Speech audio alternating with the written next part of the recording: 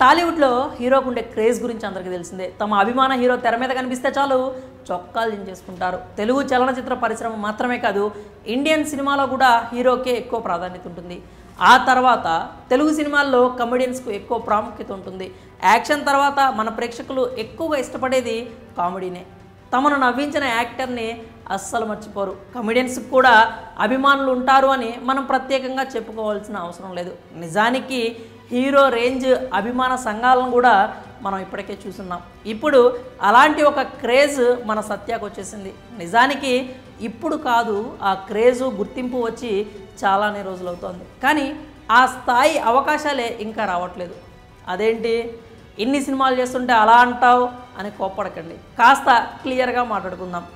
Comedian సత్య అసలు actor అవ్వాలి అనుకోలేదు, ఎక్కడ యాక్టింగ్ కూడా నేర్చుకోలేదు. అందుకే అంత బాగా నవ్విస్తున్నాడేమో. Just kidding. నిజానికి సత్య ఒక డైరెక్టర్ అవ్వాలని కలగన్నాడు. అందుకోసమే బీటెక్ చదువును మధ్యలో వదిలేసి ఇండస్ట్రీలోకి వచ్చాడు.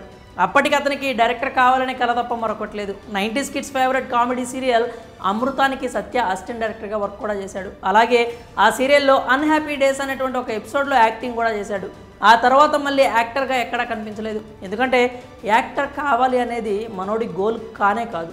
అందుకే మళ్ళీ ఆ వైపు కన్నెత్తి కూడా చూడలేదు. అయితే హీరో నితిన్ ప్రియమణి ద్రోణ చిత్రానికి సత్య అసిస్టెంట్ డైరెక్టర్గా వర్క్ చేశాడు. అప్పుడు సత్యలో ఉన్న యాక్టింగ్ స్కిల్స్ని గుర్తించిన నితిన్ యాక్టర్ కావాలి అని ప్రోత్సహించాడు. నితిన్ చెప్పిన తర్వాత సత్య కూడా యాక్టింగ్ మీద ఫోకస్ పెట్టేశాడు. ఇంకేముంది, టాలీవుడ్కి ఒక టాలెంటెడ్, బెస్ట్ హ్యూమరు, స్పాంటినిటీ కలిగిన ఒక యాక్టర్ దొరికేశాడు. నిజానికి ఈ విషయంలో మాత్రం నితిన్కి తెలుగు ప్రేక్షకులు మాత్రమే కాదండోయ్, తెలుగు చలనచిత్ర పరిశ్రమ కూడా స్పెషల్ థ్యాంక్స్ చెప్పాల్సిందే.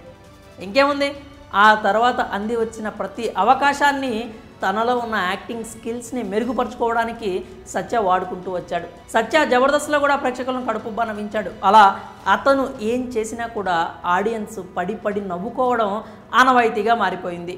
యాక్టింగ్కి స్కోపు, మంచి మంచి డైలాగ్స్, అదిరిపోయే కామెడీ సీక్వెన్స్లు ఉంటే ఎవరైనా నవ్విస్తారు. కానీ ఎలాంటి యాక్టింగ్ స్కోపు, ఎలాంటి కామెడీ పంచులు లేకపోయినా సినిమా స్థాయిని పెంచేసే కమెడియన్స్ మనకి చాలా అరుదుగా ఉన్నారు. వారిలో ఒకరు అల్లు రామలింగే గారు అయితే మరొకరు సునీల్ అని చెప్పొచ్చు. వీళ్ళు ఎలాంటి డైలాగ్స్ లేకపోయినా కనీసం నోరు కూడా తెరవకుండానే కడుపుబ్బా నవ్వించేస్తూ ఉంటారు. నిజానికి కథలో దమ్ము లేకపోయినా వీళ్ళు సినిమాని భుజానేసుకొని ముందుకు తీసుకెళ్ళిన చాలా సందర్భాలే ఉన్నాయి. ఆ స్థాయి నటన టాలెంట్ సత్యాలో మనం చూస్తూనే ఉన్నాం. ఏ పాత్ర ఎంచుకున్నా, ఎలాంటి సీన్ అయినా, అసలు ఆ సీన్లో కామెడీ స్కోప్ లేకపోయినా కేవలం బాడీ లాంగ్వేజు, ఎక్స్ప్రెషన్స్, మేనరిజంతో థియేటర్ మొత్తాన్ని గొల్లు నవ్వేలా చేస్తున్నాడు. కేవలం నటన మాత్రమే కాదు, అతను చేసే ఇమిటేషన్స్ కూడా అద్భుతమైన రెస్పాన్స్ వస్తుంది. ఎంత గొప్ప గొప్ప యాక్టర్స్ అయినా, పబ్లిక్ ఫిగర్స్ అయినా కానీ తమ బాడీ లాంగ్వేజ్తో సహా డిట్టో దించేస్తాడు. సత్య జస్ట్ అలా స్క్రీన్ మీద కనిపించినా కూడా ఆడియన్స్ నవ్వేస్తున్నారు. సినిమాలో కామెడీ చేయడం వేరు, సినిమా మొత్తంలో ఒక ఫుల్ లెంగ్త్ క్యారెక్టర్లో కనిపిస్తూ వచ్చిన ప్రతి సీన్లో నవ్వించడం వేరు. అలాంటి సినిమాలు సత్యకు చాలానే ఉన్నాయి. చలో, గద్దలకొండ గణేష్, మత్తు వదలరా, రంగబల్లి, మత్తు వదలరా 2 వంటి చిత్రాలే అందుకు మంచి ఉదాహరణ. యాక్టర్ సత్య టాలెంట్ ఏంటో ఇప్పటికే చాలాసార్లు నిరూపించుకున్నాడు. సత్య ఏం చేయగలడో చూపించాడు. సత్యకున్న ఫాలోయింగ్ ఏంటో ఇండస్ట్రీ కూడా చూసింది. కానీ సత్యను వాడుకోవడంలో ఎందుకో తెలుగు చలనచిత్ర పరిశ్రమ ఇంకా వెనుకబడిపోయిందని చెప్పాలి. ఎందుకంటే ఇంకా సత్యకు టైర్ 1, టైర్ 2 హీరోల చిత్రాల్లో ప్రామినెంట్ రోల్స్ దొరకట్లేదు. పెద్ద హీరోలతో ఒక మంచి ఫుల్ లెంత్ క్యారెక్టర్ దొరకట్లేదు. అంత టాలెంట్ ఉన్నా కూడా వాడుకోవడంలోనే ఇండస్ట్రీ ఎక్కడో వెనుకాడుతున్నట్లు కనిపిస్తోంది. పాత్ర ఏదైనా, డైలాగ్ ఏదైనా, సీన్ ఏదైనా సత్య ఎంటర్ అయితే నవ్వులు పూయించడం మాత్రం పక్కా అని తెలుగు ప్రేక్షకులకు నమ్మకం ఉంది. మరి ఇప్పటికైనా టాలీవుడ్ సత్యను సరిగ్గా వాడుకుంటుందేమో చూడాలి. సత్య చేసిన సినిమాల్లో మీకు బాగా నచ్చిన మూవీ, క్యారెక్టర్ ఏంటో మీ అభిప్రాయాలని కామెంట్స్ రూపంలో తెలియజేయండి.